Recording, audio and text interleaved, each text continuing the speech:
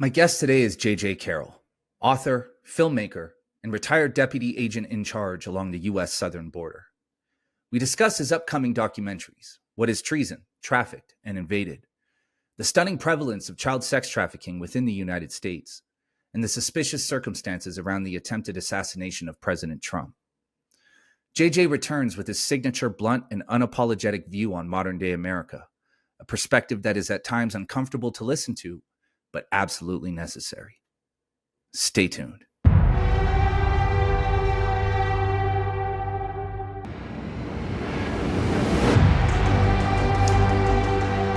JJ Carrell in the building, the big dog back again. Hopefully we got the mic levels right this time so I don't get people telling me I'm a fed and that I purposely turned you down so your message wouldn't get out. Yeah, I did. I saw that episode. I couldn't hear me. I was like, that SOB just canceled me live on the show. Why would you have me on and cancel me? It doesn't make sense. Just don't have me on.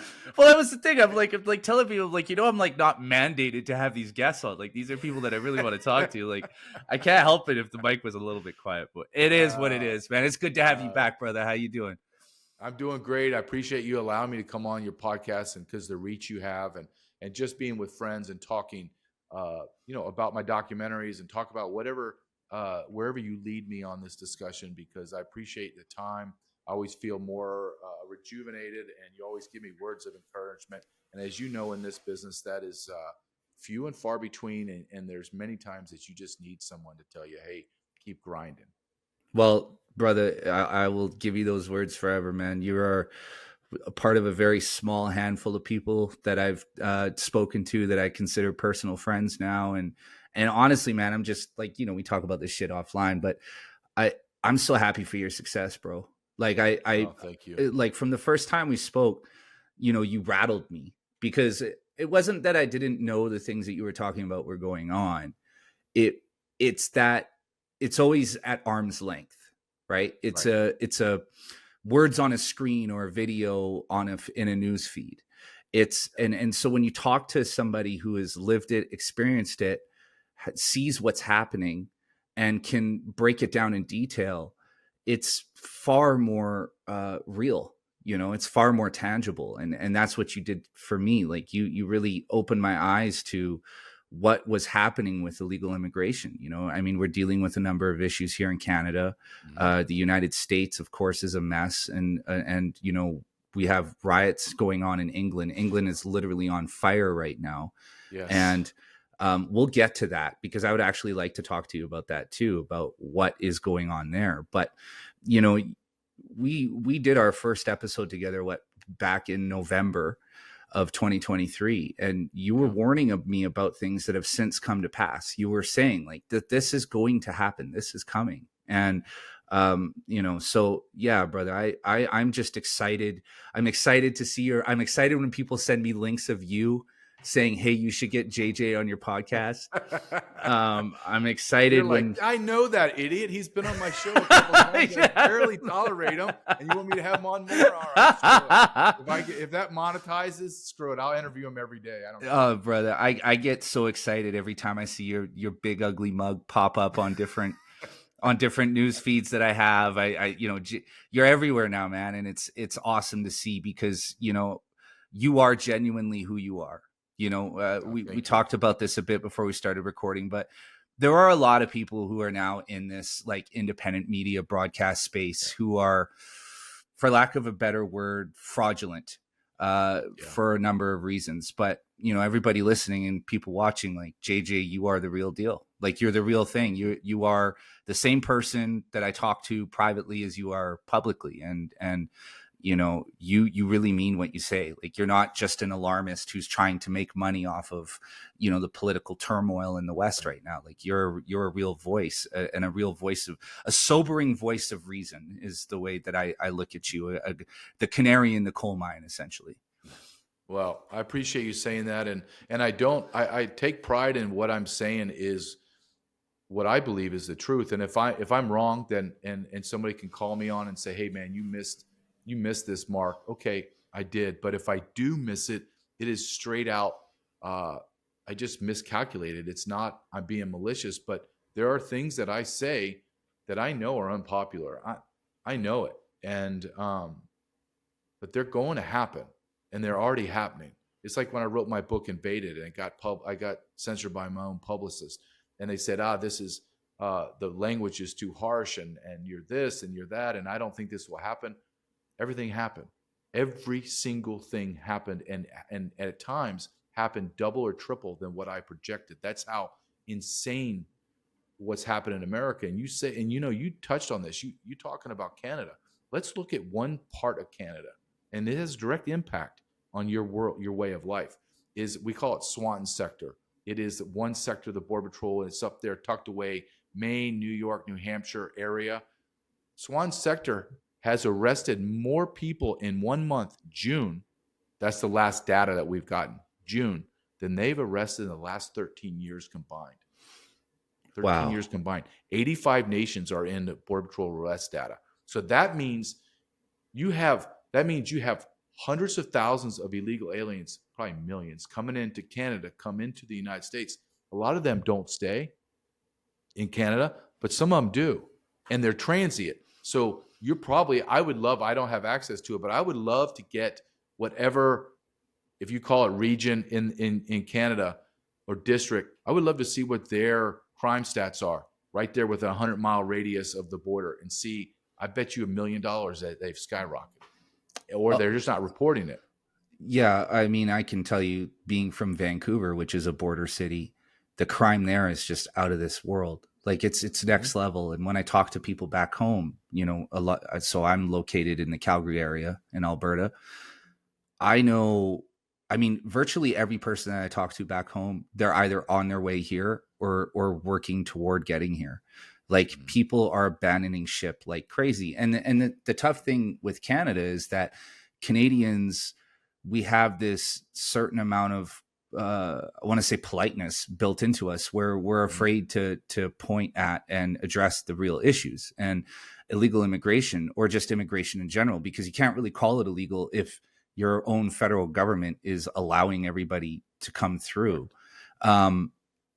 Immigration is a big issue here in Canada. I mean, even in Alberta, like I live in a smaller town outside of Calgary, and we have a lot of issues with Indians immigrating into the province right now.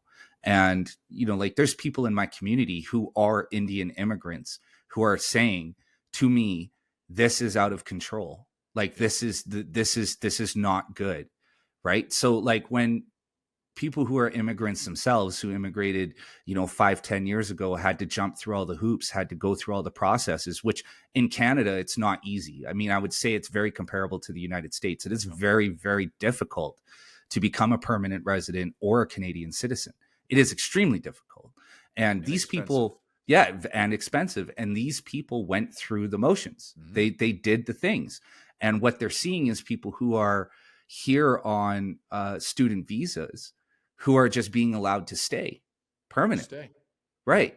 And they're furious because these people aren't having to go through the same processes that they had to go through. But, like we have just to kind of, as an example, we have in Canada here, there is a separatist movement, a Punjabi separatist movement called Khalistan.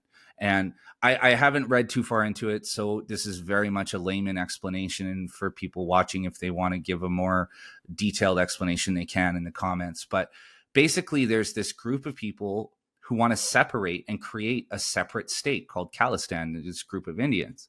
And it's created a lot of turmoil amongst the Indian communities here in Canada. Like there were videos over the weekend that popped up in Brampton, Ontario, which is I want to say now Indian majority town in Ontario. And there was like hundreds of people brawling in the streets over this. Like it's a very hot political issue within the Indian community. And I have a lot of Indian people in my community that I talk to, because I talk to people in my neighborhood, and they have all told me that this Khalistan thing, Indians in India do not want it. They do not want a separate state called Khalistan. They do not want to separate. They're like, it's not even a topic of conversation in India. This is purely a Canadian phenomenon, which is insane, because why do people who are in Canada want a separate state created in a country that is thousands of miles away and no longer their home. But that's what's happening here in Canada, is that you have this Khalistan movement, this separatist movement clashing with Punjabis, and it's like real violence in the street. And it doesn't make any sense. And my thing is if you want to create Khalistan, then get on a fucking plane, go back to India and create it. Don't bring this bullshit here. Right? Like your political strife in your home country, whatever it is that you believe, does not belong in this country. I'm sorry. And when you were allowed to enter our country, which every time I traveled to the United States, I lived in the United States for 5 years. Every time I've been in the United States, I automatically assume that everybody should treat me as a guest. I am not an American. I am a guest. And what that means is that I am going to behave as a guest. Yes. Right. I'm not going to be marching down the street with the Alberta flag, on some Canadian separatist shit in the United States. It's not the US's problem. They shouldn't have to deal with Canadian politics. Why would they? But here in Canada, we're expected to kind of deal with all of these, cultural conflicts that exist. And in my opinion, it should be a non sequitur. It should be a non-starter. It should just be, you bring that shit here, you get put on a plane, we send you back. Mm-hmm. Simple as that, right? But that's just an example of many of the issues that we're dealing with as a result of uncontrolled immigration. So while we're on that subject, I want to talk to you about your upcoming documentary, because I've been watching the clips. I watched the trailer on the weekend. I shared the trailer. And JJ, can you talk to us about what your documentary is titled, what you guys cover, and some of the revelations within it? No, absolutely. And what you're talking about, the separatist movements and illegal aliens or legal immigrants demanding certain things in our country, that's what my documentary is about. I'm showing that this is intentional, this is strategic. No country in the world would allow people to come in and then make demands that you have to conform to my cultural and societal norms. No, you came to this country, you are to shed your allegiances and your cultural norms, and you are to, you may do them in your house, but in our society, you're going to conform to our society, or you get the hell out. But the problem is, we don't have any leadership that wants to do that. Our leaders, both I just call it Western leaders. Western leaders have been, not have been, they are. They've been indoctrinated, rose up through their childhood that the West is bad. The average Westerner is a racist, xenophobe, piece of garbage, not like us. We're the elites. We're smarter, more intelligent, blah, blah, blah. So let's destroy them, but we'll retain our power. That's what I'm seeing. Now, as far as my documentary, it was a documentary. So Ryan Matt and I were creating this documentary called What is Treason? And we are going to show the manifestation of open borders. What does that look like? I can't stand just continually show me people crossing the border. I get that. It sucks. It's a big, big problem. But no one talks about what the hell's happening in America. So I took the camera and I turned it north, and we traveled across America. And we're going to show you what it looks like in America. Philadelphia, Kensington neighborhood, open air drug den. All the drugs come from Mexico, lined with Chinese fentanyl. New York City is an absolute free fall decay. Chicago, where they're going to have the DNC convention. It's an absolute chaos with Venezuelans and American black residents and citizens about to go to war. You're looking at small towns in Ohio that are being devastated. Colorado, Denver is shutting down. 10% of their total population in Denver is illegal aliens, and it has been decimated. And then Ryan and I knew that part of our documentary was going to be child sex trafficking. And this is where it changed. Everything got changed. And I remember when it got changed is when we went to Texas and we visited, and I can't get inside of them because even congressmen and senators they won't give access into these child detention facilities. You can imagine that. Our senators can't get in, and they're so gutless, they don't push their way in or get National Guard and someone to come in, law enforcement, and bang those doors open. Because what are they hiding? I'll tell you what they're hiding. So I saw those, and then I instantly knew, okay, child sex trafficking is going to be a significant percentage of this documentary. And then out of the woodwork, every single day I would get a call from someone that either worked inside child detention facilities, worked with HHS, Health and Human Services, worked with DHS whistleblower, FBI whistleblowers, child trafficking, I call them hunters. They would go out and find the children and rescue them, or take down or groups that took down organizations of child sex trafficking. And we just kept filming. Ryan and I this is what it looked like. Okay, we're going to go to San Diego, going to Chicago, going to Denver, whatever. We get done working our normal jobs, right? And then we'd fly in Thursday or Friday, and then we would not stop filming till Sunday night when we left. And we would sleep. He wouldn't sleep hardly any, but I had to be in front of camera. I know it sounds ridiculous, but I couldn't look like I was a zombie. So I'd sleep 5 or 6 hours, sometimes 3 hours, and then we would go just nonstop filming. So we had hours and hours and hours of footage. And the child sex trafficking began to dominate everything, because what we discovered was the pedophilia in America, in the world, but specifically what we're focused on in America, runs through every fabric of our society at the highest level. And it dominates every decision that's being made in America, because they're all complicit, and this is the last taboo. You can smoke crack, you can get hookers, you can take money from foreign governments, you can do anything. You can murder people, and you still can run for office. But pedophilia, that is like a game changer, right? That's still taboo now.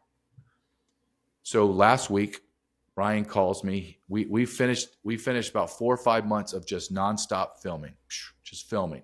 And he's now in an editing process. And being in podcasting, you have to edit. It's a lot of time, like a lot of time. And he showed me, and I don't understand that software and stuff. That's not my skill set. That's his and his team. And he has monitors, and they're just stacked with clips. Thousands of clips, because we have hundreds of hours of filming. And then you're trying to overlay that, create a story. And he called me one morning last week, and he says, "Hey, we got a problem, man." And I said, "Because we haven't had any problems, Jason. Zero. None." And he said, "We got a problem. I can't get this child sex trafficking into the documentary. Just can't." Let me go back just about a month or so ago. We're driving. I forget where we are. We must have been in, I don't know, Colorado or something, or somewhere like that. It all blends together. And we were talking. We have to do a child sex trafficking documentary. We're going to have to. So we came to an agreement between us that we will, once this documentary, What is Treason, gets put out and we make some money, we'll take that money and then we'll go and do child sex trafficking. We had it all laid out, actually. This is who we're going to talk to. This is who we're going to meet. But the whole time we're filming, Jason, filming, and talking to all these people that we're eventually going to talk to later. And as you know, if I waited to have this film come out and then make the money, go film, begin editing, promotion, and then get it out, it's going to be 9 months. That's a long time to sit on information that we have. But that's how our plan was, because we didn't know any better. And we just were trying to make it.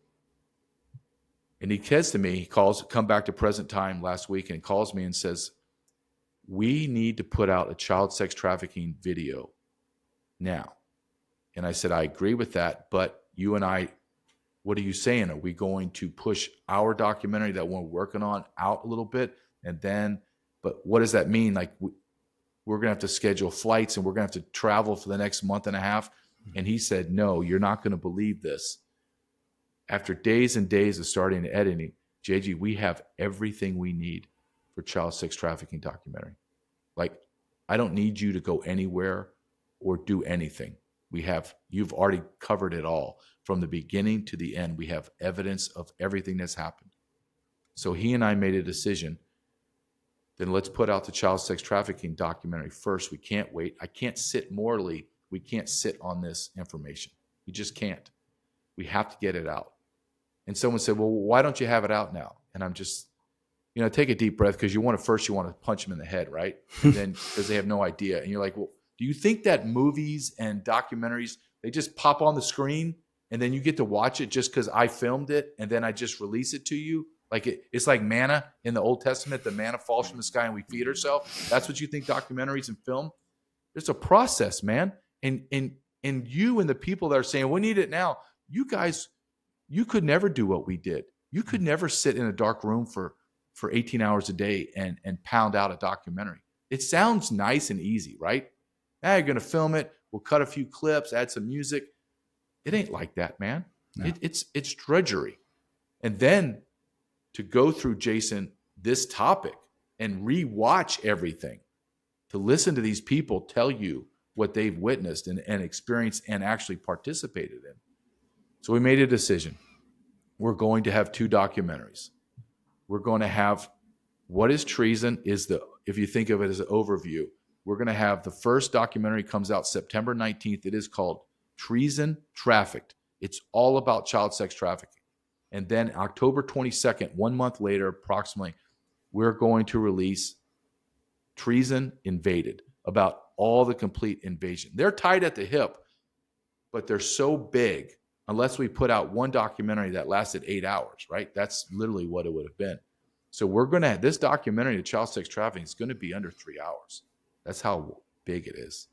I mean, it's enormous. And he's trying to squash it down. We have that much evidence to prove. And what are we trying to prove? Same thing, both documentaries. First documentary, the United States of America government is the world's largest child sex trafficking organization in modern history. And we have proof that they are doing it. And they are the world's largest pimp. The second documentary is proving the United States federal government intentionally, strategically, and purposely decided to use illegal immigration to fundamentally transform and ultimately destroy America. And we are going to prove it. We have all, as they say, the receipts. We have everything. And once we release this to you, you're not going to be able to unsee it. You may not like me. You may not like Ryan.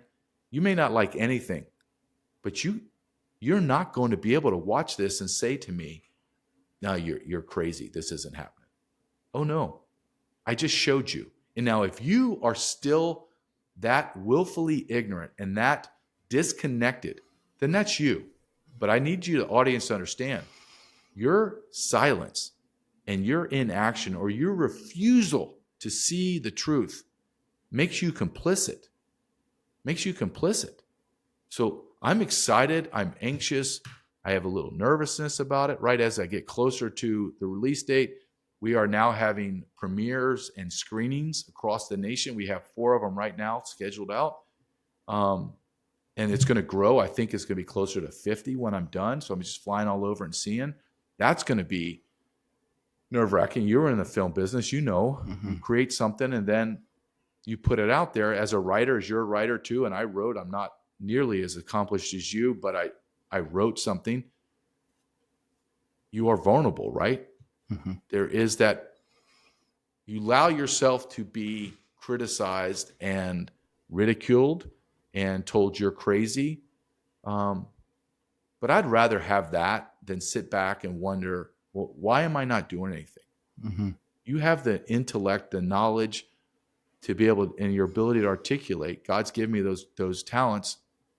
I'm not the best, and I'm learning and trying to get better every day. But he has given me certain talents that I'm aware of. I can't just not do anything, dude. Yeah. I can't say, wow, I don't want to upset the power structure that senators with an S, congressmen plural, and presidents with an S are known pedophiles. Yeah. I'm supposed to sit on that knowledge, or am I supposed to say it out loud? And that's where we're at. And here's the scary part, what you just said. So years ago, I dug into a child sex ring that was operating in Nebraska. I think you and I talked about this in a previous episode. And then the more I dug, the more I realized that this thing encapsulates virtually every aspect of American society, Canadian too. And you run into this scenario where you go, what do I do with this information? Mm-hmm. And who can I share this with? Because if I go any deeper than I already have, people are going to think I'm crazy. Mm-hmm. Right. And I'm listening to you talk, and I know exactly what you're talking about because I read it myself. I saw the images myself. I have things that I've seen that haunt me to this day, just in research for that essay that I wrote that ultimately led to me receiving death threats and harassment for months after it was published. The only time in my writing career that ever happened. But the difficult thing is that when you discuss this, because it's so taboo and because it's so out there, a lot of people will say, well, you're just a conspiracy theorist. You're just crazy, which is what happened to me when I talked to people about it, especially in the business that I was in at the time, because I was working in the movie business. Yeah. And there are a lot of people in that business who indulge in sex with minors. I wouldn't even consider, when you say underage, you're talking like, 16, 17. I will say sex with children. Yeah. And that's the difficult part. The difficult part is when you discover this and you know it to be true, how do you share it? And so I guess that's my question to you is, once you guys kind of lifted up that layer and saw what was underneath, what was your, like, how did you discuss it? And what was your perspective on sharing this? Like, did you have any trepidations? Were you hesitant at all about sharing this information with people? No, I don't, and Ryan doesn't either, because this infuriates both of us. And in my career in 24 years in the Border Patrol, I basically saw everything. Not at this level. I'll be very honest. I wasn't in child sex trafficking, even though the border is the conduit of that allows child sex trafficking. So I saw the degradation of humans. I saw the degradation of children, the willy-nilly way that illegal aliens just toss their kids in the woods and make us stop and pick them up because they didn't care. They just toss them. The majority of kids are being rented or sold by Central American families, okay, to the cartels. So life does not have the same value as it does for Western people. It just doesn't. You can call me whatever you want. The idea that we are all created equal by God, but to assume that all cultures and societies are equal, you have to be complete moron to believe that. Just look at our standards of living. But when I've thought about this. Actually, this is a great question, because I thought about this a lot this past weekend. And because I'm struggling a little bit, I'll just be very honest, and to your audience, is I am not as affected by the child degradation and destruction as I was earlier in my career as a young agent. And I wonder openly to myself, do you not care? Or are you so conditioned, and your understanding in your brain has been so rewired that you expect this type of evil? And I tend to believe I absolutely care.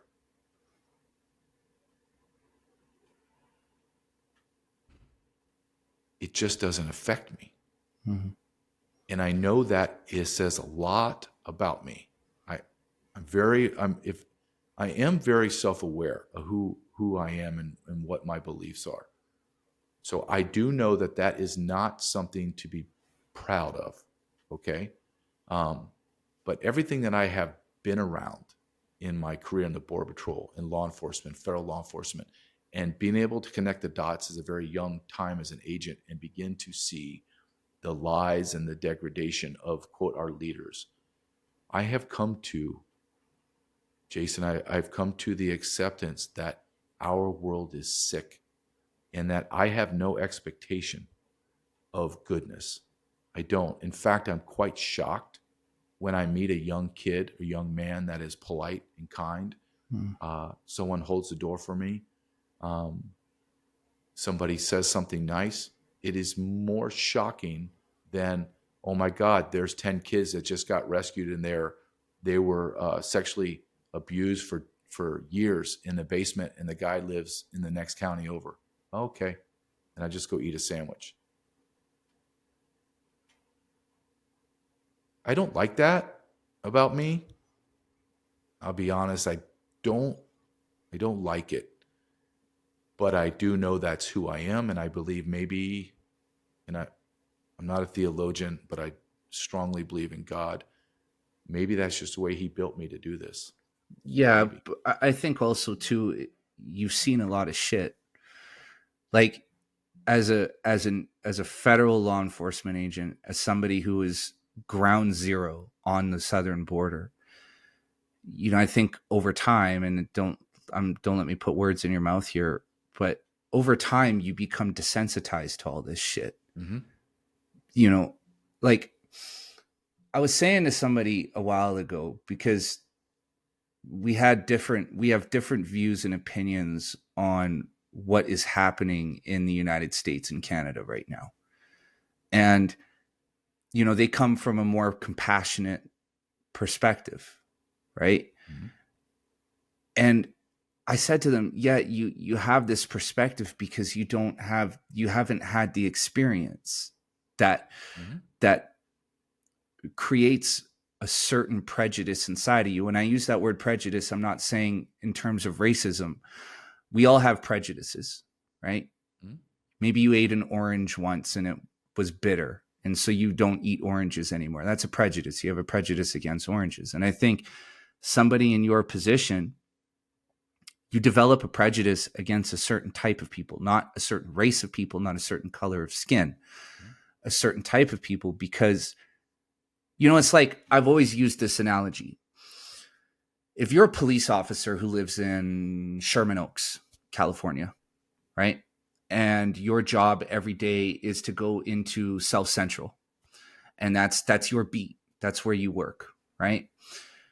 Well, when you're down there, you're not working with the librarians and the bankers who work there and live there, right? You're dealing with the pimps, the drug dealers, the gangbangers. So what happens is over time you become desensitized to it all, and you develop a prejudice not against Black people, but against the culture that creates the people that you are interacting with on a daily basis, chasing through alleys, guys that are shooting at you, trying to kill you. It doesn't take a lot to develop that. And I think with you, because you've had the experience of running after, illegal immigrants through the fucking bushes, having to draw your weapon, having that fear pump through your veins because you're not exactly sure of what the person on the other side of this conflict, what their intention is.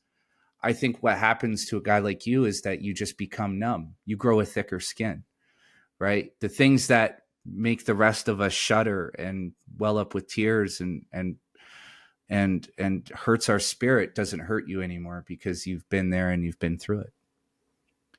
I know. I think you described it perfectly. Like I can't talk to my wife about certain things because it's so. What I think is mundane is soul crushing, right? And sometimes I find that I'm kind of flippant about it.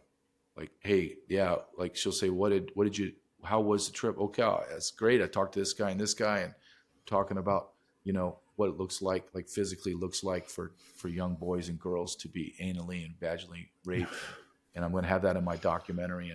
And my wife, and I catch myself and I see my wife's face like she's just saw a glimpse into hell, and she's like, oh my God, stop. And then we've had to have some really hard discussions where she went and saw me speak at last week, saw me speak at a speaking engagement. And I talk about these things. And she said, okay, afterwards, to her credit, she's a very strong woman. She said, okay, I need you to be able to talk to me about this because I can't shy away from this anymore because I know what you're going through now, kind of just listening to you talk about this. Because it is a world that is filled with evil.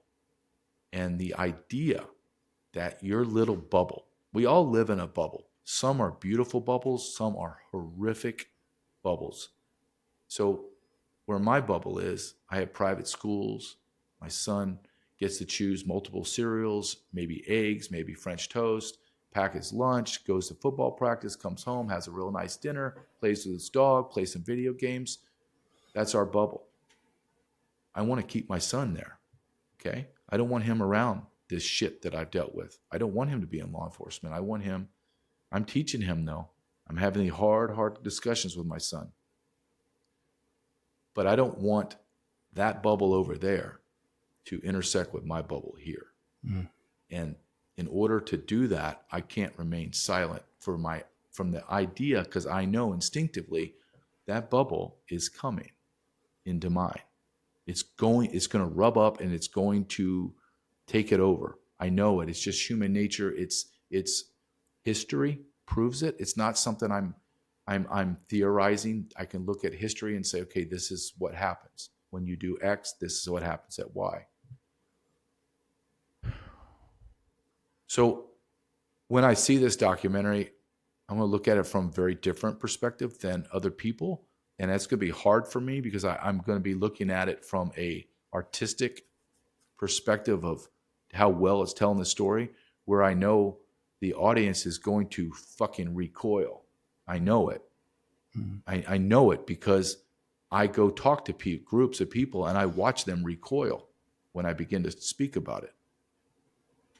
And my documentary is going to be our documentary, me and Ryan and my documentary is going to be just like I speak.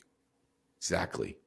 Mm-hmm. And I tell people when I talk to them, because there's a lot of women in the audience, and I tell them, as I get to this point, like I go through the whole invasion, I say, okay, now this is one of the topics that we have to talk about. This is the manifestation of open borders, and it's child sex trafficking. And I can see the women bristle right away. And I go, and I need to tell you, prepare you. I'm going to give you a sophomore discussion on it, not an in-depth detail, because I don't think that you want to hear that. But I'm going to tell you quite a few details. And I'm going to be honest, I don't care how you feel about it. I say that out loud, Jason. I say, I do not care how my words affect you, because I'm just going to tell you what's happening. Because right now, probability, statistically speaking, there are tens of, if not hundreds of thousands of young, unaged, and toddlers being raped right now as I speak to you. Mm-hmm. Right now, a 3-year-old girl is being vaginally penetrated by an adult male with an erection. At the same time, there's a 5-year-old Guatemalan boy that is going to be, for the 7th time today, anally raped by another 7th man. And their vaginas and their anuses and their mouths are going to be physically destroyed, like physically torn up with STDs festering in every orifice of their body. They're crying on broken down mattresses in basements, being sold internationally. And this is happening all day, every day in America. Mm-hmm.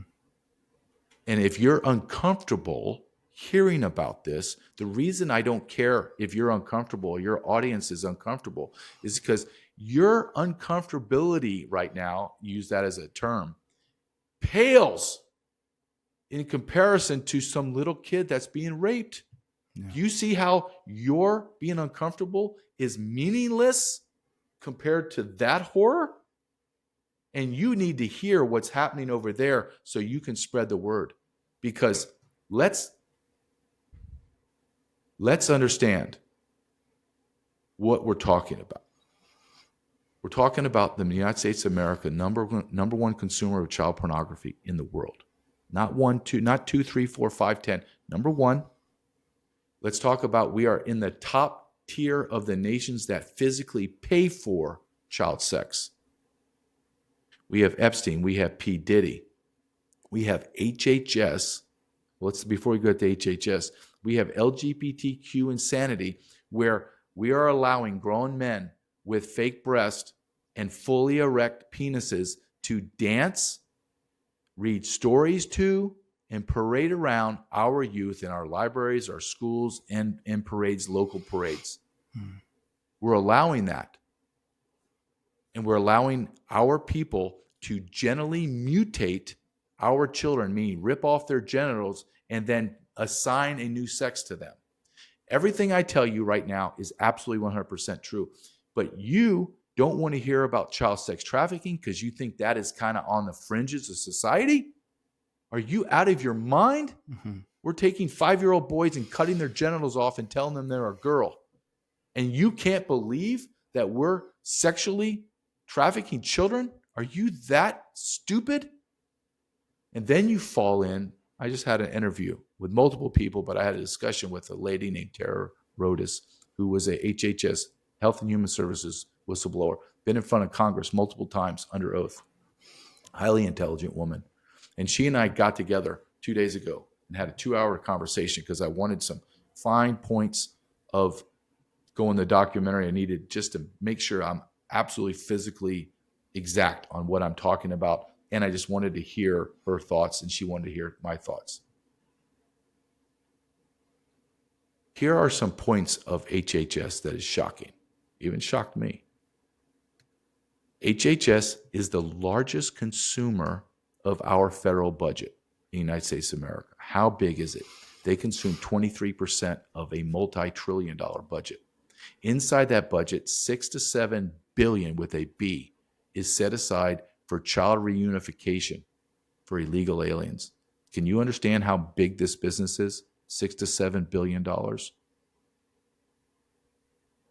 HHS oversees all, I didn't know this till 2 days ago, all child protective services in every state of the United States of America.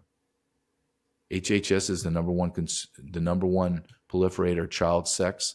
CPS, Child Protective Services, is known historically to and alleged and found guilty of child sex trafficking. So they own all 50 states' apparatuses. They're connected. And then I heard, I actually had to stop the discussion and say, you have to cite this for me because I don't believe you. There's no reason for me not to believe her. It just is so crazy. HHS has total oversight of organ procurement in the United States of America. I didn't. And when you watch my documentary, there are 3 stools to the child trafficking. There's the sex trafficking, there's organ harvesting of children, and there's child sacrifice. Those are the 3 stools. And we're going to cover it in our documentary. Because as I went through this, Jason, and talked to these men and women inside this beast, they would tell me, JJ, I've been reading and watching you talk about this, but you're not talking about 2 other things. And I'm like, oh God, do it. I'm saying to myself, I don't want to effing know, right? Mm-hmm. But hit me with it. You need to understand, JJ, that there is major, major, major child organ harvesting going on. And then you need to understand that they are sacrificing children. And then once I got that in my brain, I started listening to the way people spoke about this. And when your eyes get open and you start hearing words people say, they begin to make sense. Like I'll give you an example. A month ago, Donald Trump's having an interview with Fox and Friends. Fox and Friends in America is a very bubbly morning show. Not this one. This was like in a dark hotel room, right? It looked ominous. And Trump is speaking, and the lady interviewer says, last year there was 140,000 unaccompanied alien children. What do you say about that? And Donald Trump said, a lot of them are already dead. And she didn't hear him because she was talking over him. And Trump allowed her to finish. And then he leaned in. You know how Trump leans in on his chair? And he says, a lot of them are already dead. And I remember, yes, he knows that a lot of them are already dead because they're sacrificing these children and stealing their organs. And I'm going to talk about that. I have to talk about that. And then I have to talk about when you go up Interstate 5 in California, take Interstate 5, it goes all the way up to Canada. Well, Interstate 5 is not a one-way street. It goes south too. And I was so focused on all of the trafficking north, right? All the kids from across the world are coming in to the north. Well, there's a southbound lane. No. And now I'm being told, and it has been validated by the alphabet soup agencies in America, that Mexican cartels are kidnapping our children, taking them to Mexico, and then flying them to Africa. Why? Because they believe, they being the organ harvesters, believe that American children are less parasitic than Africans and Latin American children. So there's a higher value for American organs. This is happening in our world. It is happening inside of our country. And when I tell you that you have the world's largest consumer of child pornography, one of the world's largest payment for sex with children, and then I'm telling you 500,000 children have come into America under Joe Biden and they've lost them all. They have no idea where they are, Jason. And then I tell you minimum another 500,000 U.S. citizen children are missing. You have children. How in God's name do you lose a child? Yeah. It is impossible. Mm-hmm. That's like me saying I lost my son. I don't know. Hey, you want to go get a burger? Yeah, you see a movie? Yeah. You know where I'd be? I would never sleep. I'd be driving all over America looking for my son like a frantic madman forever until I died. I would never fucking stop. Mm-hmm. But you're going to fucking tell me that you, the federal government, has lost 500 fucking thousand kids, and then you've lost through our CPS another 500 fucking thousand children in America, and you've done nothing? Nothing. I asked multiple law enforcement, FBI whistleblowers that worked in the child sex trafficking world, former CIA guys that hunted children down, and everyone in between.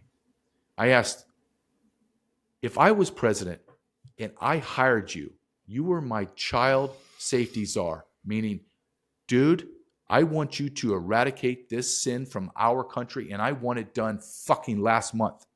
And there's no money is not an object. Manpower is not an object. I need you to tell me how many men you need right now. How many law enforcement? You know what he tells me? I need 500,000 to start. What did you just say? I need 500,000 just to start. And once I get a better handle on it, I'll let you know when I need more. I said, hold on a second. There's only 660,000 law enforcement officers in America, state, local, and federal. You're telling me you need almost all of them to eradicate this? And he says, yes.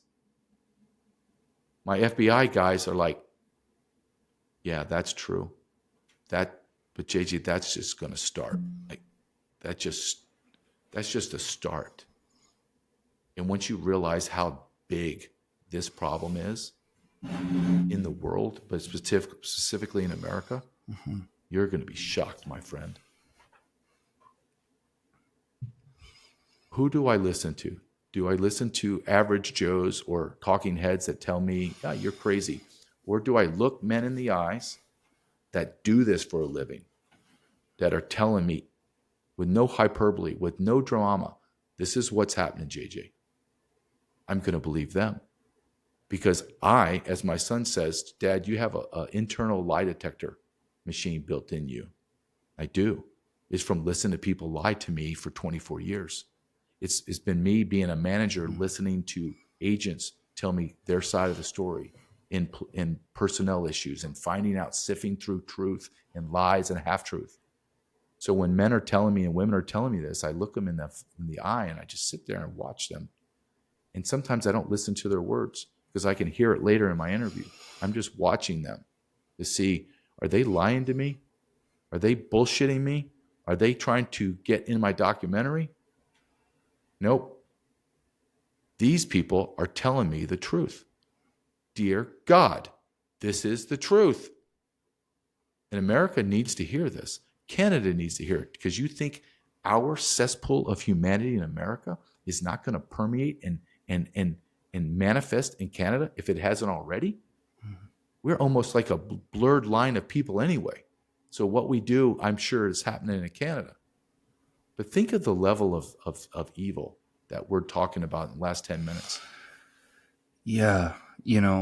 So that was my big takeaway when I was researching this sex trafficking ring, which had already come and gone. It was active during the 1980s, discovered in the, I want to say late 80s, early 90s. And then, you know. Yeah, I don't mean to interrupt you, but these are not static organizations. They're not sitting there hoping that you catch them. They're moved like strippers do. Yeah, like strippers get in a circuit. They get in a circuit. They move through America. But the point that I was going to make is, you know, what I discovered was that, I mean, okay, you want to talk about fentanyl. Fentanyl's a multi-billion-dollar a year business. Sex trafficking or just trafficking people, you know, human trafficking is $1 trillion. You're talking trillions of dollars a year, right? I mean, the people who are making the real money are trafficking human beings.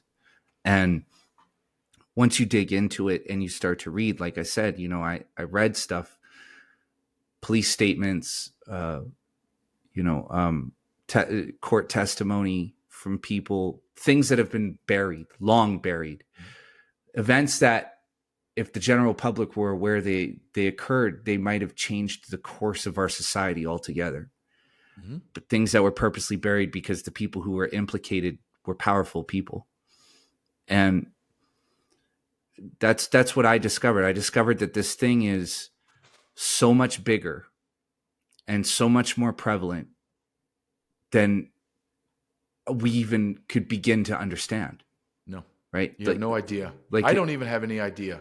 I have an idea. I don't know the depth of it, though. Yeah. And you know, I think like for yourself earlier in our conversation, when you're talking about your indifference, I think your indifference is in knowing all of these things and knowing that, you know, there is not a whole lot we can do to stop it unless we go directly at the head of the monster, mm-hmm. which I think is what you're doing. And I mean, JJ, I'll tell you, like, brother, I've never felt actually threatened like I did when I wrote that essay. Mm-hmm. You know, I spent months receiving death threats from random emails, phone numbers that were obviously dialed in through Skype and other programs that were available at the time. And so, you know, like, that's the thing is when you attack this like you are, mm-hmm. you're putting yourself in the crosshairs. And I don't care. And that's what I'm saying. I don't care. I think you're the right guy to do it because you really are I don't give a fuck kind of guy. And mm-hmm. I honestly, I think you're the right man for this job because you don't give a fuck, because you have the experience, because you know your way around a rifle and a handgun, mm-hmm. and because you're not afraid to pull that trigger if you have to. And there's a lot of people out there, myself included, who have not overlooked and not dismissed, but have kind of worked their way around this issue because of the danger that comes with it. And and I mean, for yourself, I mean, how do you feel now knowing the things that you know, and in your perspective, I mean, what's the best way for us to tackle this? How do we go at this?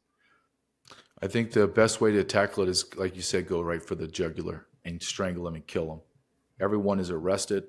Once we discover who they are, then they're arrested, tried, and put in jail and locked away, or they need to be killed. Pedophilia is a death sentence. I don't believe there's no rehabilitation. Your brain is unwired. It's rewired into a sexual perversion. Yeah. But it's all around us. Okay. It has been so normalized. Let's just take, for example, okay? Look at our president, President Biden. There is no man that fondles women and fondles young girls and sniffs their hair and kisses them. That's Uncle Joe. If my Uncle Joe did that to my child, I would cave his skull in. Okay? So my point is, we have a commander-in-chief that is a pedophile, and everyone knows it. Everyone knows it. And they just parade it in front of us. It's a way of saying you have to look at things as in your face, almost to tell you, we know he's a pedophile, and we're going to continue to allow him to do anything he wants because I need you to understand how much power we have. And my response to that is, go fuck yourself. I'm going to show everybody everything I know. And if you think for a second I'm going to cower, if you think I don't know how that I don't have firearms in my house with my federal ID retirement badge that allows me to carry wherever I want, whatever the hell I want, if you think that you're going to come in my house or you're going to accost me in the neighborhood or in a grocery store, you think you're going to harm my son or my wife, then I'll go to the ends of earth and I will kill you myself without hesitation, without fear of any repercussions. Anything happens to my house or my home or my, God forbid, my family, I will seek you out to the ends of my life, to the ends of time, just to get you. Just you, only you. You will be singularly focused and you'll never, ever escape my wrath. But that's how I feel. But you have to understand, what is my other alternative, Jason? To learn everything? God put me on this path. I asked him. I begged him. God, give me a platform. I want to do X, Y, and Z. I want to have a podcast. I want to write a book. I want to be on speaking. I want to do a documentary because I have a lot to say. Okay, JJ. Just typical God, right? Okay, JJ. Boom, there it is. And now I'm drowning at work and I'm barely able to keep my heads up. Okay, here you go, son. You said you wanted it. Here you go. Guess what you're going to learn? You're going to learn something in the next 4 or 5 months that's going to shock you to the core. And JJ, I'm demanding that you show this. I'm demanding it. So I go through all this and I away from my family all summer and I'm traveling and I'm learning all this. Then Ryan, Matt, and I have to sit there and go, we can't do this. Yeah. Oh, okay. So when I die and I go and stand before God, I know exactly what he's going to say to me. You're sinful. You've done all these bad things, but you know what I'm going to send you to hell for? This is my mindset, just so your audience understands how I think. My mindset is very black and white with God. I don't, there's no gray area. Like I pray that he's all merciful, but I know that he's not. I know he's not. You got to be held accountable. So I'm standing before God. You know what he's going to say to me?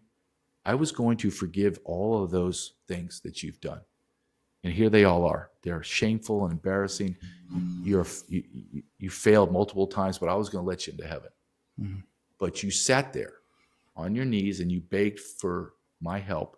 In church and at night, you said, I need this. I want this. Then I gave it to you. And then you saw things that made you uncomfortable. And then when you were supposed to do what I demanded and commanded, you ignored me. Yeah. And now I'm going to send you to hell to be with all those people that you allowed to rape children. And that's how I see it. That's how simplistic. I don't care if it's right or wrong. I don't care if theologians come and say, JJ, it doesn't work that way. Well, it works that way in my brain. So that's where I'm going with. Yeah. So either I take whatever punishment there is now, or I take eternal punishment. Fuck it. I'm taking give it to me. I want behind door number 2 right now. Right? That's what I want. So when people ask me, are you, maybe I'm so, I don't know the word. I just don't care. Maybe that's the best way to say it, Jason. I just don't care. I don't. This is the truth. I want justice.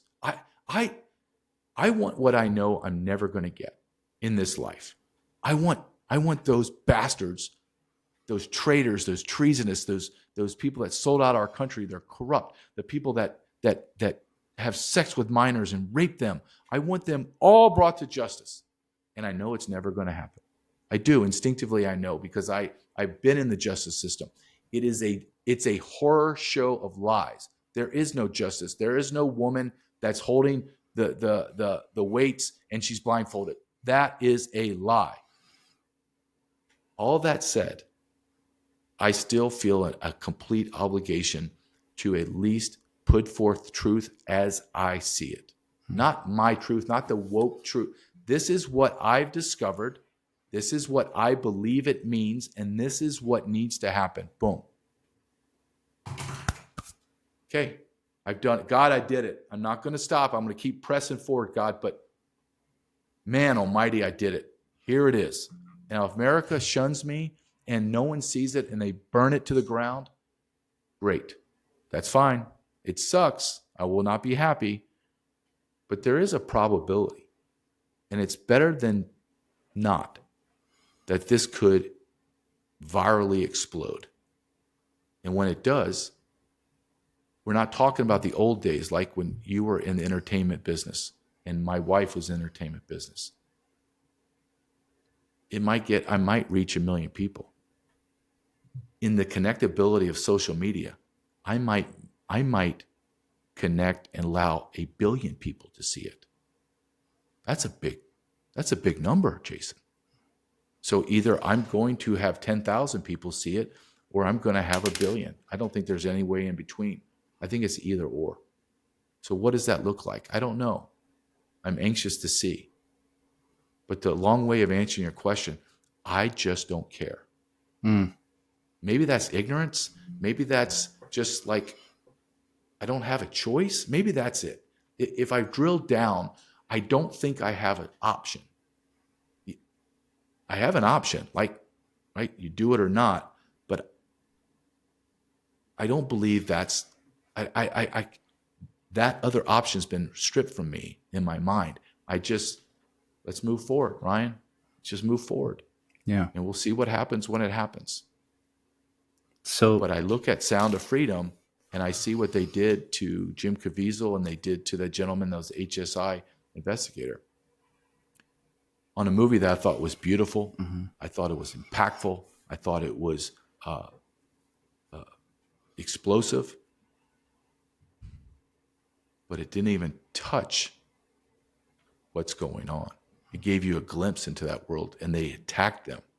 What will they do to me if if my platform grows big enough in the next 6 weeks, and that documentary explodes?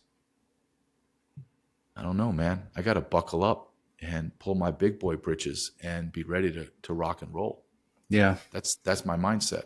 Yeah, and I mean, as somebody who has experienced it on a much smaller level, brace yourself, man, because there's the thing about this subject, and for people listening, I know a lot of this sounds pretty fantastical, but once you start sharing information, even stuff that's known, even stuff that's public record but was buried by media, you get all sorts of accusations of being a pervert yourself, of being a liar, a conspiracy theorist, an alarmist, all of these different labels. Whereas, like, I was saying to this to somebody years ago when I was when the dust had kind of settled around my experience, was that if you just were to replace children with kilos of cocaine, the story would be, everybody would believe it. Uh-huh. Right. But it's that, I don't want to go off on a long tirade here because I know I only have you for a certain period of time and there's other things I want to talk about. But once you connect to the greater consciousness, what we often refer to as God, which, for me, I've reestablished my relationship with God over the last year. You start to see the darkness that runs through everything because you're no longer inside of it. You're now a spectator. And it doesn't mean that you're not subject to dark thoughts or doing evil yourself. You're always, the flesh is sin to begin with, right? So, regardless, you're always susceptible to it. But what God kind of does is that force, once you're on that side, it allows you to view everything from an outside perspective. You become a spectator and you see the through lines in society and civilizations. And a lot of times you wish you didn't because you can't not see it anymore. And you see the evil that exists, that permeates through everything all the time. And that's kind of where I've been for the last year. And in a way it's forced me to take a step back, and it's forced me to reevaluate a lot of the things that I thought were either okay or legitimate or righteous in a way. Right.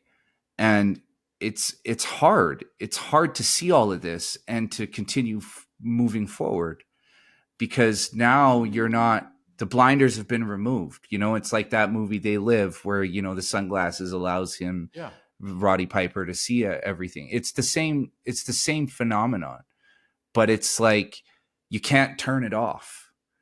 You just see it, and you're no longer able to coexist with it, at least not without being severely damaged. And the problem that I've always had is that I'm, as a writer, as somebody who's always been artistic, I'm hypersensitive to everything, vibrations, things that are in the air. So now that I'm on the right side, I'm on God's side. You know, I always say this, and I'm writing an essay about this right now, but I don't consider myself a Christian. I consider myself a follower of Christ. And those are very different things, in my opinion. I don't do the rituals. I don't do the things that good Christians do. I really contemplate the teachings of Christ in the Gospels, and I'm a devout follower of those teachings, of that belief, because I believe that Jesus was on to something so deep we really don't understand it even now. Yeah. 2,000 years later, we're still not even really brushing the surface of the things that he was talking about. But one of the running themes throughout Jesus' story is his repeated challenging of the establishment. That's what he did. He was anti-establishment to the core. The laws that he was challenging were the laws that exist in the Old Testament. And he says, I am not here to destroy the existing law, right? But what he's doing is he's saying, I'm here to move this forward, right? I'm here to change it because you've lost your connection to God through following the law. You've lost the metaphysical aspect of it, and that's what Jesus was here to do. Jesus was here to connect us back to the Spirit, because we had lost that. And the fact that he's crucified, he's tortured, humiliated, crucified at the end of his life, is symbolic and emblematic of everything that exists in our world, right? And so, JJ, I want to pivot real quick, because I know I only have you for a certain amount of time, and I want to talk to you about this attempted assassination of Trump that has just magically disappeared from mainstream news. You know, think of that. You know, not even weeks after. I mean, this is probably the biggest event in modern American history within the United States. Domestic. They shut it down. Domestic event. Shut it down. Right. So I want to ask you your perspective on what you saw and what you think was behind it. Is this just a misguided 20-year-old kid on a rooftop 150 yards away? I mean, to put it in perspective, right? Like, I could hit that shot. And I'm not a marksman. I'm not a law enforcement agent, right? I'm a guy who's familiar with rifles, who spent a long time on the farm shooting at cans in the distance or shooting at random trees. So how does this kid end up on this roof, right? Where is like the weekly congressional hearings on this? Why is this not being investigated any further, and why has it all of a sudden disappeared? Why it's not been investigated any further is because it's an inside job. I believe that, because when you look at the totality of what happened, there is no other explanation. There isn't. Let me put it this way. Everything that should have been done was not done, meaning this is protection 101. Same thing with Afghanistan. When they pulled out the soldiers, pulled out all our military and left our guys standing there, and they got killed. It went against military 101. So am I supposed to believe that with President Trump has had multiple attempts on his life prior? That's what I'm being told. There are multiple threats against him every day. He gives rallies that was a small rally. That was 19,000 people. He gives rallies where there's 30,000 people inside the stadium and another 30,000 outside. And they gave him the bare minimum security, the bare minimum. They didn't have drones. They didn't have people properly placed. They didn't even have a true contingency of Secret Service agents. They had state and local, which they always have, and they had HSI investigators come in. But you always have, the priority is the Secret Service agents running everything. They didn't have comms. They didn't have anyone on the water tower. They had a water tower that overlooked the whole place. I'm not a Secret Service agent. My father was. He was high up in the Secret Service, highly. He has an intellect that I never got from him. His intellect was on the like genius level. My father was excellent at what he did. There's no way my father would have run that boondoggle, that clown show. You have a water tower that can see probably 10, 20 miles in any direction, literally overlooking the place, and you don't have anyone on there? What? You don't even have fenced off security? Where there was one biker that came in and said, yeah, I got there late and I parked in this lady's driveway and asked her, can I park my Harley there? And she said, yeah. And he starts to walk and she goes, no. Let me show you a fast way. It's a back way through the neighborhood. He just walked in. My point is, there is no way that this was just a boondoggle of incompetence, because no one could make this that bad if they tried. And then you go down the road of diversity, equity, inclusion. My father was 6'4", 275 pounds. He was the man that would stop a bullet, would not penetrate his body, and he would be able to cover Donald Trump, who's 6'3", 270 pounds. My father would have dominated his silhouette. But you have women that are 5'6", 140 pounds, standing the guard of the president. One of the women tried with all her might, but his shoulders, neck, and head were completely exposed. Why? Because we need diversity, equity, inclusion. The president's life does not mean as much as us having people that are unqualified be Secret Service agents. We all watched the three women. God bless them. They were like three blind mice, had no idea what they were doing. None. This is symbolic of what America has become. We are no longer a meritocracy. We are an equity, an inclusion community. And we saw what happened. And then now, if you look forward, after that boondoggle Cheadle, the director of Secret Service, was fired, and you watch Donald Trump and all of his appearances, guess what they are? Surrounding him. Tall, big, strong men.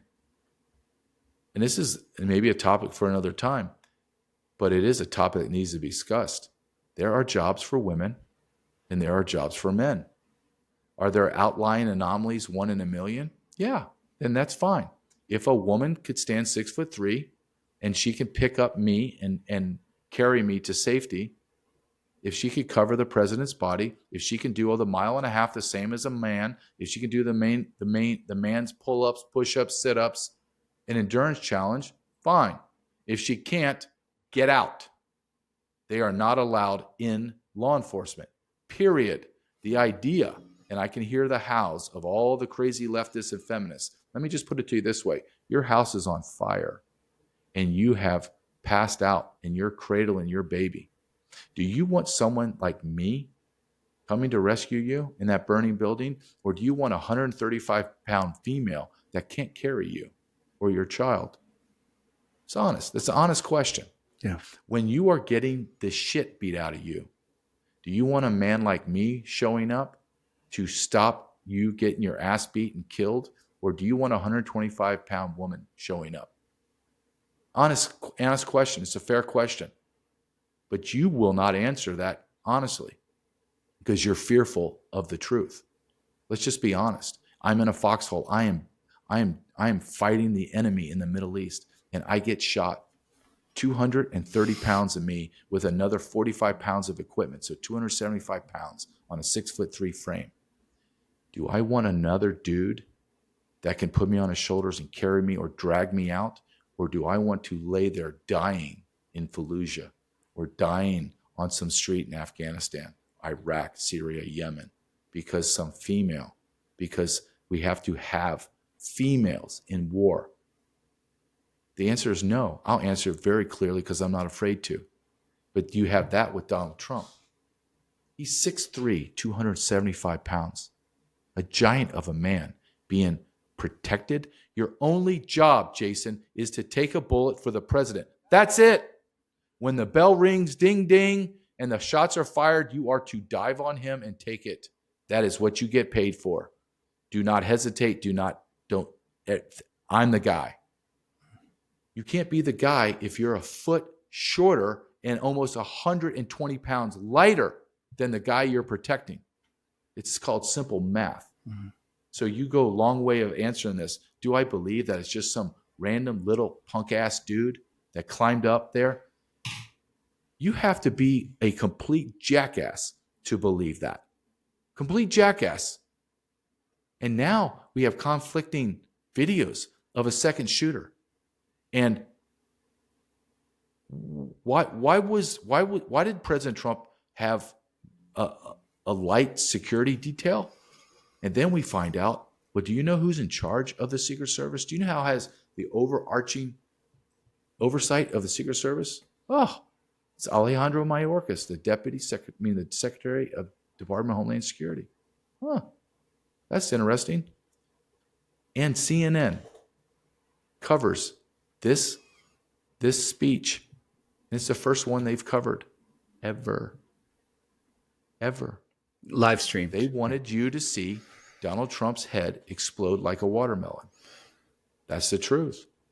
Absolute. And if you cannot connect the dots, if you think that we live in this Pollyanna unicorn universe, that everything's going to be okay, you're insane. Mm-hmm. They're going to try to kill him again. They're going to try to blow his plane out of the sky. They're going to do a million things because he stands in the way of their complete domination. And even worse than that for them in human nature, he's the man that's going to hold them accountable, and they're going to go to jail. And that scares them more than anything. And that's why they want to kill him. I think that's the motivation, to be honest with you. I think the motivation is that they tried to bury him for the last 4 years. I mean, indictment after indictment after indictment, right? Impeachments. I mean, they used lawfare against him relentlessly to try to put him away, and they couldn't do it. And I think that is really not probably the only motivation, but a big part of it is fear of what is coming if he is reelected president. You know, who is going to suffer for the consequences of the actions that they have partaken in for the last 4 years.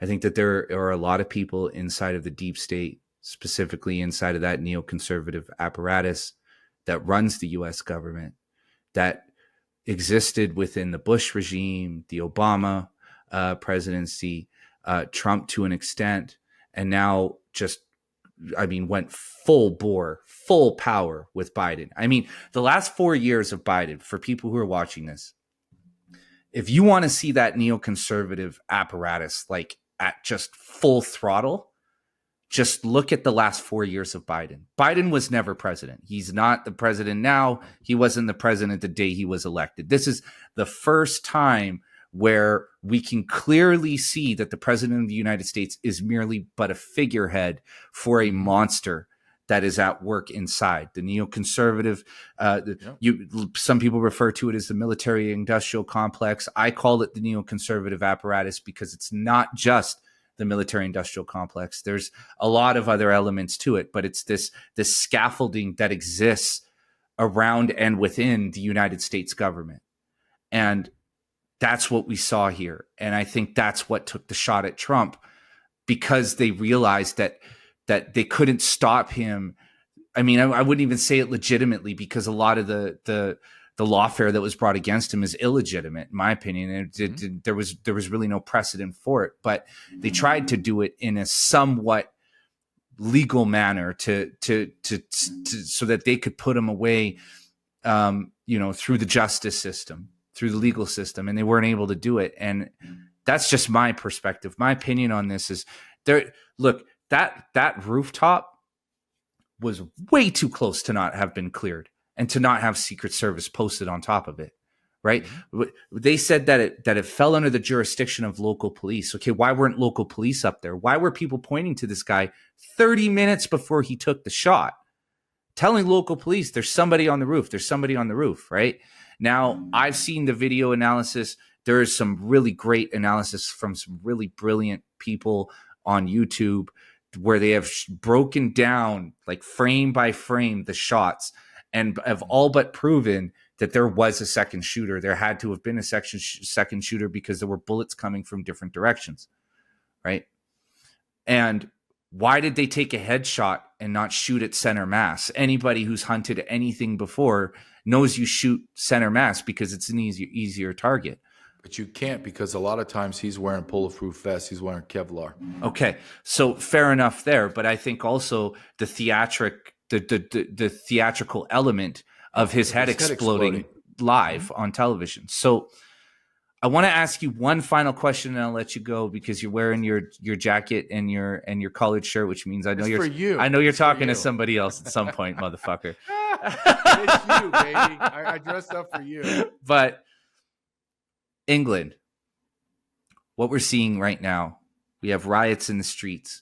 We have gangs of Muslim immigrants fighting against local Brits, right? British, born and raised British citizens. And look, I've been using X as my window into this. So, you're capturing a very small sample size of what is happening at a much larger scale. So I can't say that I know for sure that, these are gangs of Muslim immigrants who are hunting down, white British people, systematically trying to eliminate them, because maybe that's the narrative that's being spun by certain accounts on X, and videos are being edited in a certain way to present that. But I've seen hundreds of these videos, and I mean, that's what it looks like to me. It looks like you have a full-scale revolt that is majority Muslim immigrants, and, of course, born and raised Brits, rioting as well and fighting back. It seems like there's this broiling, slowly escalating conflict that I believe will continue to escalate until somebody finds a fucking musket in a museum somewhere, because there are no guns in Britain, like virtually none, and somebody fires a shot. So I don't know if you've been paying attention to this, and if you have, what's your interpretation? What are you seeing? I have been paying attention to. I've been paying attention for years, because I watched in shock as Western Europe importing tens of millions of single adult military-age men from the continent of Africa and Middle East, majority all Muslim, and bringing them in as refugees. Number one, when you are a man, when you are a refugee fleeing a nation, you do not leave your women and children in those countries. You take them with you. Okay, so they're not refugees. They're being imported to destroy their country. Look at France. France on election day, Muslim immigrants were on there spray painting, graffitiing, and destroying their monuments and waving their jihadist flags. France is gone. England's gone. You cannot bring in a significant percentage of your population that are not assimilating, and they are single adult military-age men. And let me explain why I know this is going to destroy France, England. It will destroy ultimately Germany. It's already destroyed the Netherlands and Sweden. And ultimately, if we do not eradicate our 50 million, just so your audience is clear, the number now is 50 million illegal aliens are inside the United States of America. 1 in 6 residents is an illegal alien. Because you need to step back and look at it from their perspective. Okay? You were brought into our country because we welcomed you. We told you we're going to give you free stuff, a great life, everything. You hate us. You hate our culture. You hate our pornography. You hate our fast food. You hate it all. Well, we're going to bring you in. And then we find out that, wait, the money's drying up.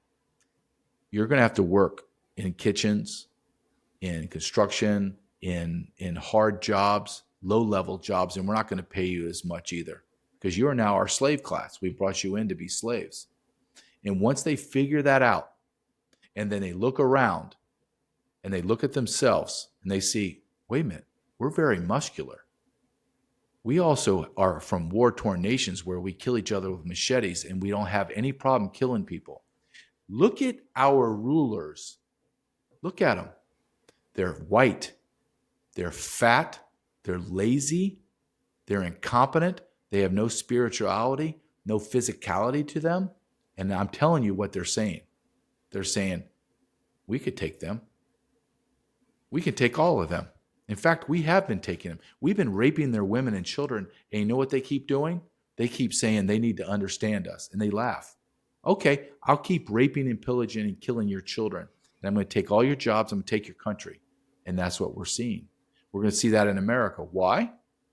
Because Americans are fat, lazy, and impotent. It's true. Let me give your audience a statistic that blows your mind. Do you know why there's a bill in our House and Congress to make young women have to enter our selective services like a draft? So your name and social security numbers in there say, in case we go to war, we can just call you up. Do you know why we're calling in women? Because 70%, 70% of all of our military age men from 18 to 26, do you know what? They can't join our military because they're obese. They have some medical condition tied to diabetes and obesity. They are on mental psychotic drugs because a lot of them think they can have babies.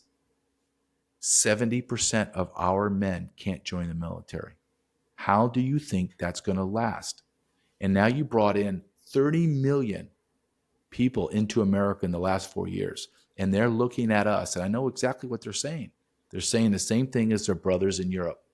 Americans are fat, lazy, and impotent. Why in God's name? This is just human nature. Why in God's name am I fighting for scraps when I could just take everything they have? And they can, and they will. Do you know there's roaming gangs in the Northeast corridor of America? And do you know they do home invasions? Do you know what their go-to telltale sign of what house they're going to go after? Anyone that has the LGBTQ flag or a Biden sign, we're going in there because they're weak, impotent, disgusting men, and they'll allow us to rape and pillage their family. The places they won't go, anyone with American flag, because they know they have a gun and they'll cave their skull in if they try to hurt their women and children. That is what's happening in Europe. Europe is about 18 months ahead of us. They were about 5 years ahead of us, but it's accelerated. They're about 18 months ahead of us. Everything that has happened in Europe is happening here, but what's happening in America, it has been accelerated time-wise and impact-wise because we've brought in exponentially more people than they have. We are going to reap exactly what Europe is sowing right now. There's no way around it. This is not hyperbole. It's not being dramatic. This is just human nature and looking at what's happened to other nations that we've mirrored. And this is what we have. And then you ultimately have to ask the question, though, Jason, why? Why did your government allow this to happen? Why am I in the streets fighting for the survival of my nation? The answer is because you, the elites, wanted to destroy our country and Western civilization to fulfill whatever fantasy you had. And now I'm going to be the one that has to be injured or die fighting for a nation that you allowed this situation to happen. And I don't know, Jason, I'll be very honest, I don't know if there's enough American men still left that will fight. Wow. I don't. Yeah, and we're going to wrap it here because I think that's the perfect place to end it. We're going to have you back in a month, JJ, for the release of the second documentary. But just on that roving gang topic, they're having a big problem in Toronto, in the greater Toronto area, with home invasions, carjackings, that sort of thing, right? And it's the same sort of situation. And of course, they won't talk about it in the media, but we know who's doing it. And if you want a good laugh, do you know what the federal government and the Toronto police, what their solution was to the problem? Leave your keys by the door so that they don't have to go further into your house and hurt you. Leave your keys. How about your reaction is you get a gun, and the moment that door comes open, you blast that guy's head right off his shoulders, and then you leave the corpse sitting on your steps just so all the other savages know, hey, go pillage everyone else. Do not come here because your head's going to get caved in. Well, yeah, I was talking to my wife last night because I don't know, it was stupid. I can't remember what happened. I went into the garage or something, and she thought the front door opened, and she went downstairs to check on it. Thought like we had an intruder or something in our tiny little Alberta town. But we were talking afterwards about like how to handle that sort of situation. Right. Because she was like, I can't. She was like, I just instinctually went downstairs. I probably shouldn't have done that. I probably should have waited for you. And we were just talking about, how you react to a situation like that. And like for me, what has always happened to me, I don't know why, I don't have that freeze instinct. I've been in physical conflicts before, many of them, and my initial, like, what always happens to me is my adrenaline dumps, my mind goes black, and then all of the years of combat training, boxing, jiu-jitsu, wrestling kind of kicks into gear. And it's weird. I can't explain what happens. It's like you're a robot for something else. Like, right. It's like all that training that's embedded deep in my brain just kind of comes out. And I don't think, like, I'm not calculating. It's just all instinct from there forward.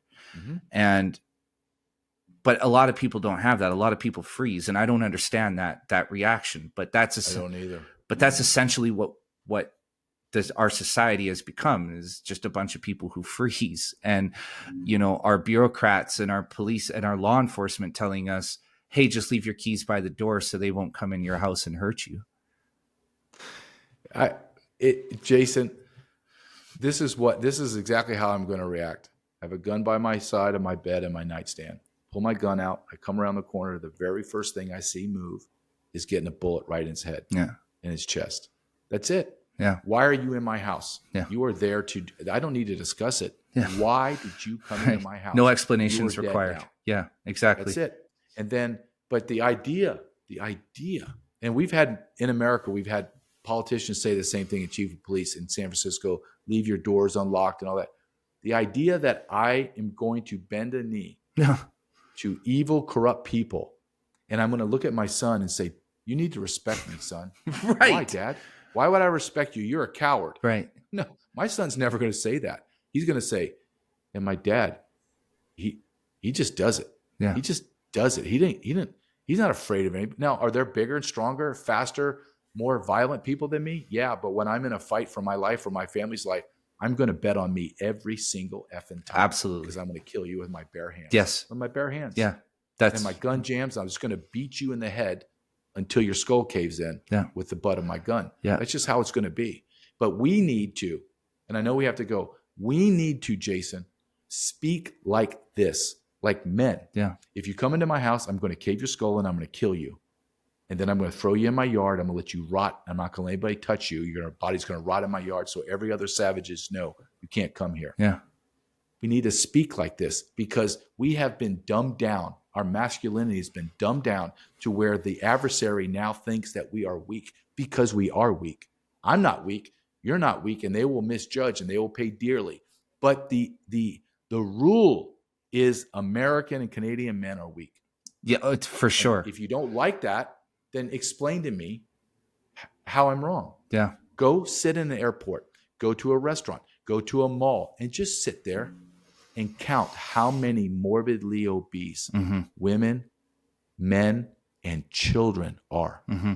Morbidly, like you have to eat, you have to consume probably 20,000 calories to maintain that weight. Yeah.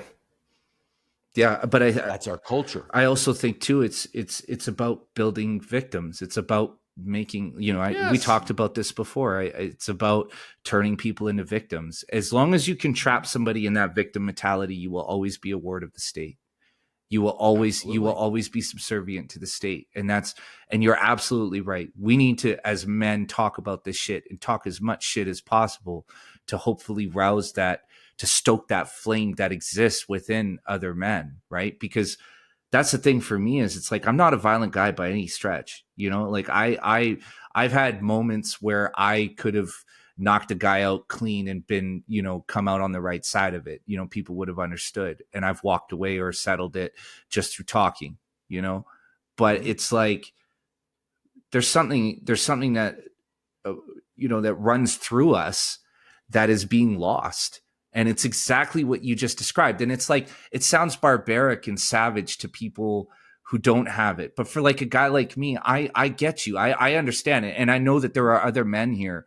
I think that's why you're so popular as a speaker, is because other men relate to it. Like real men, we get it, right? Like you come in my house uninvited, you're a fucking dead man. Like I don't care what the explanation is. I don't care why you're here.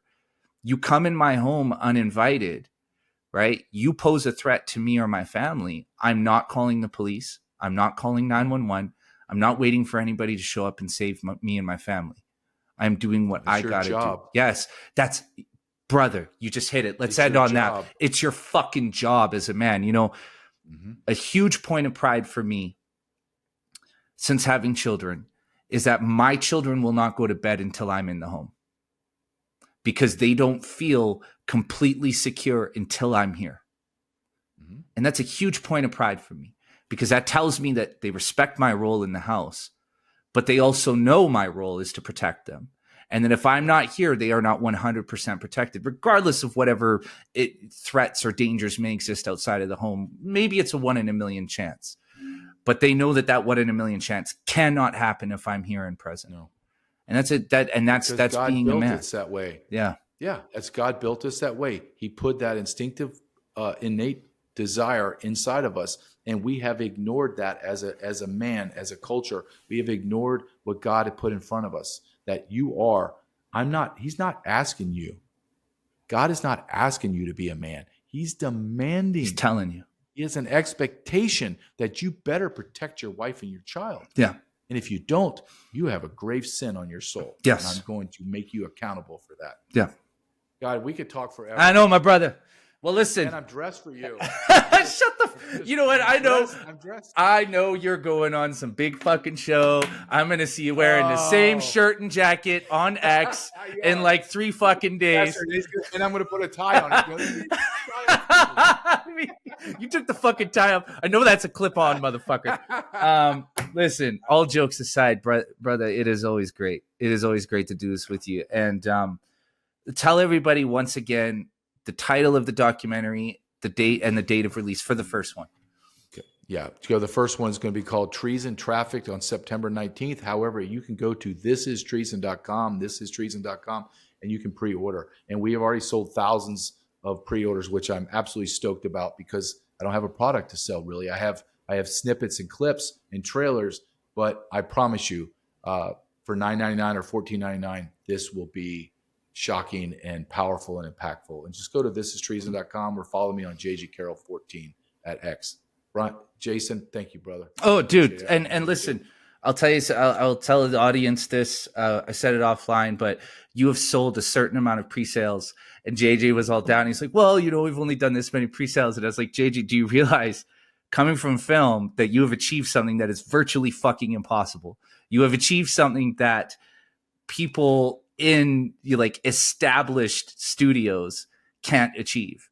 So for the listeners, for the viewers, I'm not going to say what that number is, but JJ and his partner in this documentary have sold a substantial amount of pre-sales. There is a lot of excitement around this documentary, and everybody, thisistreason.com is right in the description below. If you're listening on Spotify, Apple, it's in the description of the episode. If you're watching this on Rumble or YouTube, granted, I haven't been removed from YouTube yet. It's in the description below this video. Fuck. But JJ, my brother, dude, I am one of your biggest admirers. I'm one of your biggest supporters. I'm one of your biggest fans.